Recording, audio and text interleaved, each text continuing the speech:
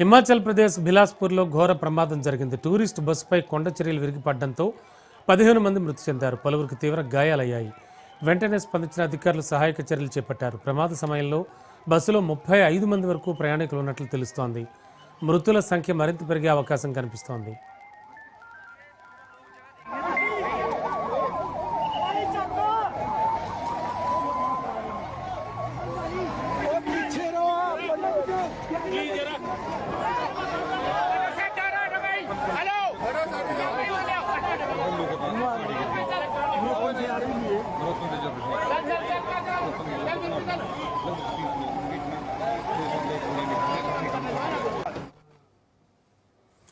బిలాస్పూర్లో సుక్రాఖాడ్ ఒడ్డున ఉన్న భల్లు వంతెన వద్ద కొండ చర్యలు విరిగిపడ్డాయి.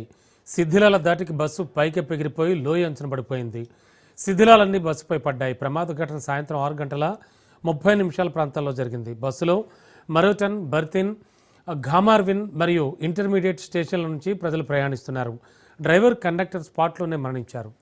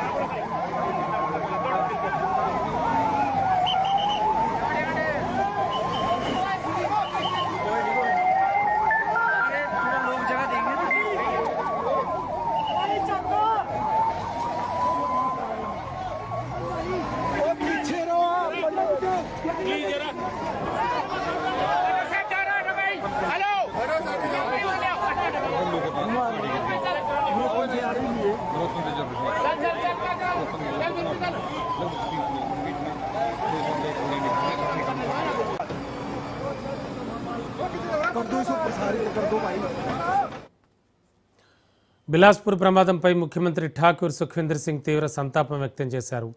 మరణించిన వారి ఆత్మలకు శాంతి చేకూరాలని ఆయన ప్రార్థించారు. ఈ క్లిష్ట సమయంలో బాధిత కుటుంబాలకు రాష్ట్ర ప్రభుత్వం అండగా నిలుస్తుందన్నారు సుఖ్వీందర్ సింగ్.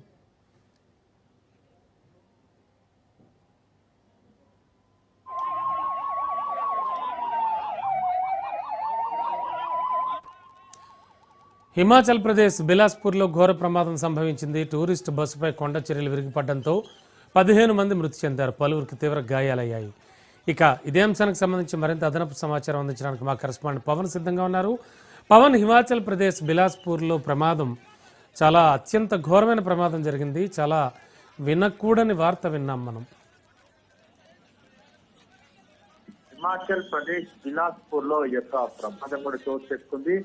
టూరిస్ట్ బస్సు వెళ్తుండగా ఒక్కసారిగా కొండ చర్యలు విరిగి బస్సుపై పడటంతో 15 మంది అక్కడికక్కడే చనిపోయారు. అయితే ఇంకా ప్రజెంట్ సహాయక చర్యలు కూడా కొనసాగుతున్నాయి. అయితే బస్సులో మాత్రం 30 మంది ప్రయాణిస్తున్నట్టుగా దీనికి సంబంధించి స్థానికుడు చెప్తున్నారు. అయితే కొంతమంది తీవ్ర గాయాలు కావడంతో వారిని హాస్పిటల్ కూడా తరలించారు. అయితే వీరంతా కూడా టూరిస్ట్ కు సంబంధించిన వారంతా తెలుస్తుంది. అయితే వీరు బిలాస్పూర్ సంబంధించి వెళ్తుండగా ఒక్కసారిగా కొండ చర్యలు విరిగి బస్సు పైన పడడము, ఇలాంటి యొక్క ప్రమాదం మాత్రము ఊహించని ప్రమాదంగా మనకు తెలుస్తుంది. ఎందుకంటే ఇప్పటికే ఈ యొక్క చనిపోయిన వాళ్ళకి సంబంధించి ముఖ్యమంత్రి కూడా ప్రగాఢ సంతాపం తెలిపారు. అంతేకాకుండా ఇప్పుడు మృతుల సంఖ్య కూడా పెరిగే అవకాశం కూడా ఉంది. ఎందుకంటే కొంతమంది పరిస్థితి మాత్రం విషమంగా ఉన్నట్టుగా తెలుస్తుంది.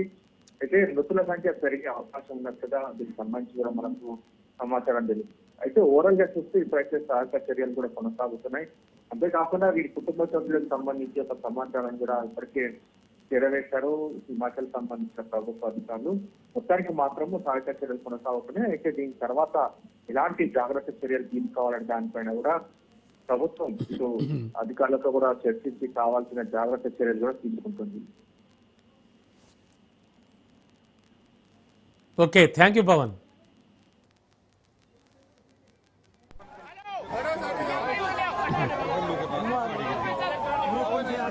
ग्रुप